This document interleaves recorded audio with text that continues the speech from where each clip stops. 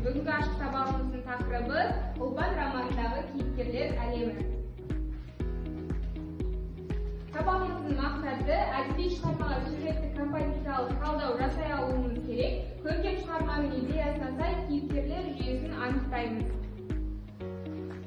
Өткенді қайталау мақсатында сендерге мен қазір сұрақ қояйын. Ұлпан романы жайлы барлығымыз оқыдық па? Ұлпан романы жақсы. Онда сендерге сұрақ. Есеней Ұлпанды не себепті Ақнәрім деп атаған? Романды оқыған болсаңдар, жауап бере алулары керек.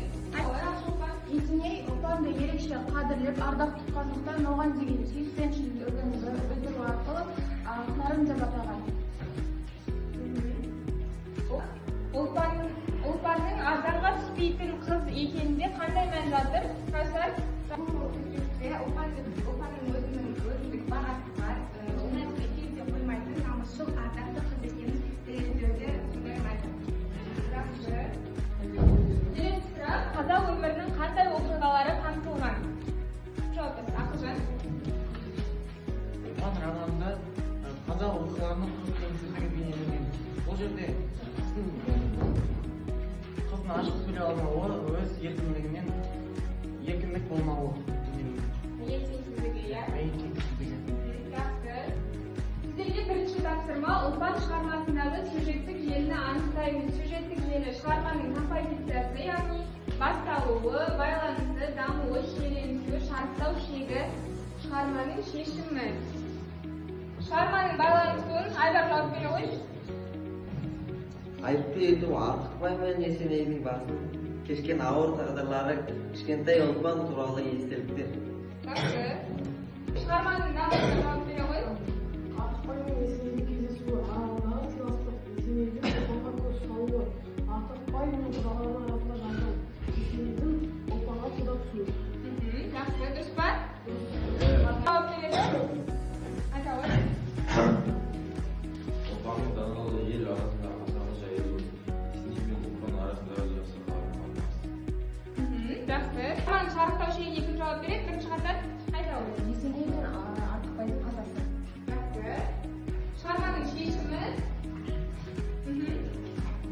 Шығарманың шешімі Біжікеннің торсанға тұрмысқа шығып аурудан қаза болуы, Ұлпанның қайғысымен соңғы шешім.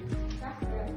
Сіздерге екінші тапсырма романдағы Ұлпан бейнесін қазіргі кездегі басшылық қызметтегі әйелдер бейнесімен салыстырамыз. Мына жердегі бейнелер сіздерге таныс па? Бірінші суретте кім? Дариға Назарбаева, Мадина Әбілқасымова. Қазір бірінші, екінші, үшінші топқа сендерге қарау үлестіріп беремін. Соған бірінші топ Дариға Назарбаевамен салыстырады, екінші топ Мадина Әбілқасымовамен салыстырады. Жарай ма?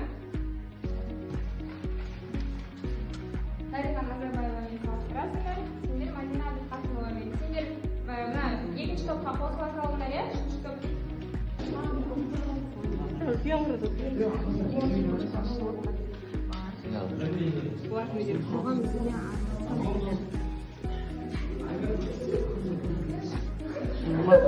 Ұлпан дейсіңдер, мына жаққа Мадина Әбілқасымова дейсің, сосын ұқсас.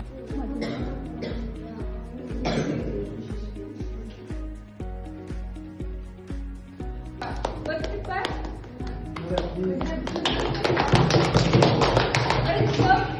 Бірінші топтан бастайық, Дариға Назарбаевамен салыстырамыз.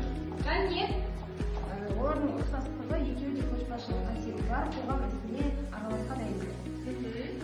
Екеуінің айырмашылығы Ұлпан дәстүрлі қазақ қоғамында ауыл, ру мәселелерін шешкен, ал Назарбаева қазіргі заманда мемлекеттік деңгейде саясатпен айналысты. Сіздерге Мадина Әбілқасымова мен Ұлпан бейнесін салыстыру берілген. Ернар, жауап бере ғой.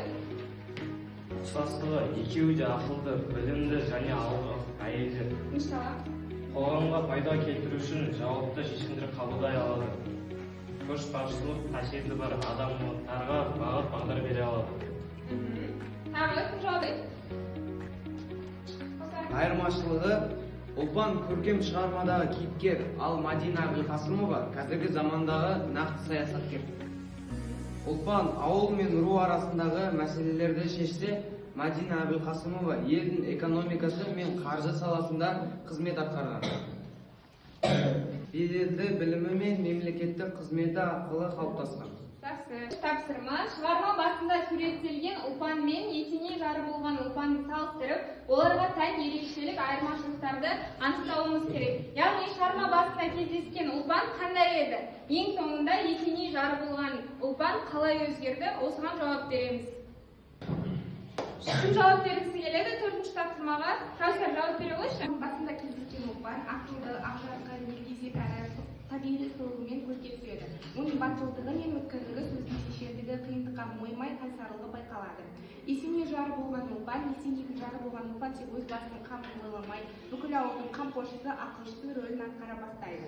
Ол қиын жағдайларда әділ шешімдер қабылдап, ауылдың тыныштығы үшін үлкен жауапкершілік алады. Есенейдің арқасында үлкен беделге ие болады. Жақсы, жарайсың. Сонымен сабағымызды қорытындылау мақсатында кері байланыс КК әдісімен жасаймыз. Яғни қызық болған бір нәрсе, қиын болған бір нәрсе, құнды болған бір нәрсе. Әркім өзінің ойларын ашық жеткізе алуы керек. Бүгінгі сабақта маған қызық болған бір нәрсе, ол топпен жұмыс жасап, және де жеке тапсырмаларда шығармадағы кейіпкерлерді салыстырғанымыз, және қиын болған нәрсе, ол ештеңе қиын болмады. Және құнды болған нәрсе, ол әйел теңсіздігін талқылап, ол қазіргі замандағы Қазақстандағы басшы әйелдерді, саясаткерлерді ұлпанмен бірге салыстырғанымыз. Жақсы, жарайсың, рахмет. Қызық болған нәрсе топпен жұмыс жасап, жеке тапсырмаларды орындау. Қиын болған нәрсе болмады. Құнды болған нәрсе осы сабақ